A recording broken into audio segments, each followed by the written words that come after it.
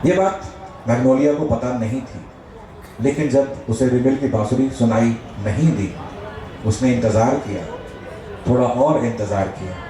लेकिन जब इंतज़ार उम्र से ज़्यादा लंबा लगने लगा, दर्द बहुत ज़्यादा बढ़ने लगा, तब उसने जिद ठानी। अपने पिता से पूछा कि आपने क्या किया है। उसे पता चली बात, तो उन्होंने बताया कि वो तुम्हारे लायक नहीं था, वो हमारे लायक नहीं था, अब वो नहीं है।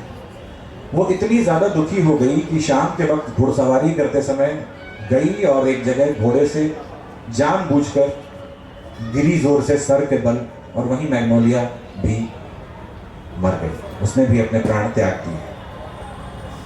अब जब आप नेतरहाट जाएंगे कभी भी, तो एक मैग्नोलिया पॉइंट बना है वहाँ पर, जिसको सनसेट पॉइंट कहते हैं। वहाँ थोड़ा घूमेंगे तो आपको दिखाई पड़ जाएगी वो मूर्तियाँ, एक लड़के की और एक लड़की की। वो लड़का रिमिल है, वो लड़की मैग्नोलिया है, और मैग्नोलिया ने जहाँ अपनी जान दे दी थी उस जगह को ही मैग्नोलिया पॉइंट कहा जाता है। वहाँ अभी भी बहुत सारे पर्यटक जाते हैं, खूबसूरती से डूबता हुआ सूरज देखते हैं। लेकिन मुझे पूरा यकीन है कि जब आप इस बार नेतरहाट जाएंगे और मैग्नोलिया पॉइंट पर जाएंगे तो आपके जहन में ये कहानी रहेगी।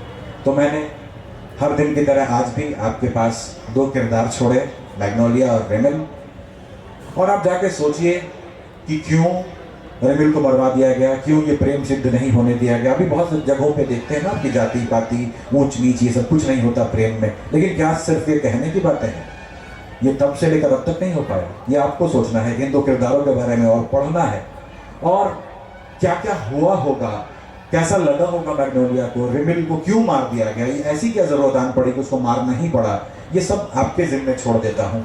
जो हमारे यहाँ कहते हैं ना भोजपुरी में कहानी सुनाने के बाद कि किस्सा गई वन में, सोचा अपना वन में। तो ये थी मैग्नोलिया और रिमिल की कहानी। उम्मीद है आपको पसंद आई होगी। धन्यवाद, शुक्रिया। ये बात मैग्नोलिया को पता नहीं थी, लेकिन जब उसे रिमिल की बांसुरी सुनाई नहीं दी, उसने इंतज़ार किया, थोड़ा और इंतज़ार किया। लेकिन जब इंतज़ार उम्र से ज़्यादा लंबा लगने लगा, दर्द बहुत ज़्यादा बढ़ने लगा, तब उसने जिद ठानी। अपने पिता से पूछा कि आपने क्या किया है। उसे पता चली बात, तो उन्होंने बताया कि वो तुम्हारे लायक नहीं था, वो हमारे लायक नहीं था, अब वो नहीं है।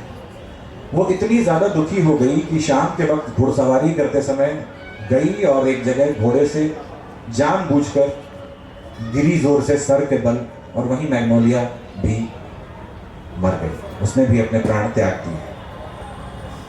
अब जब आप नेतरहाट जाएंगे कभी भी, तो एक मैग्नोलिया पॉइंट बना है वहाँ पर, जिसको सनसेट पॉइंट कहते हैं।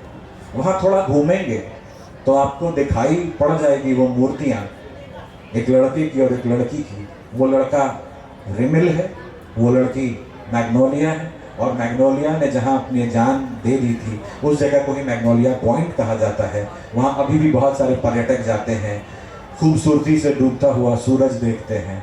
लेकिन मुझे पूरा यकीन है कि जब आप इस बार नेतरहाट जाएंगे और मैग्नोलिया पॉइंट पर जाएंगे तो आपके जहन में ये कहानी रहेगी।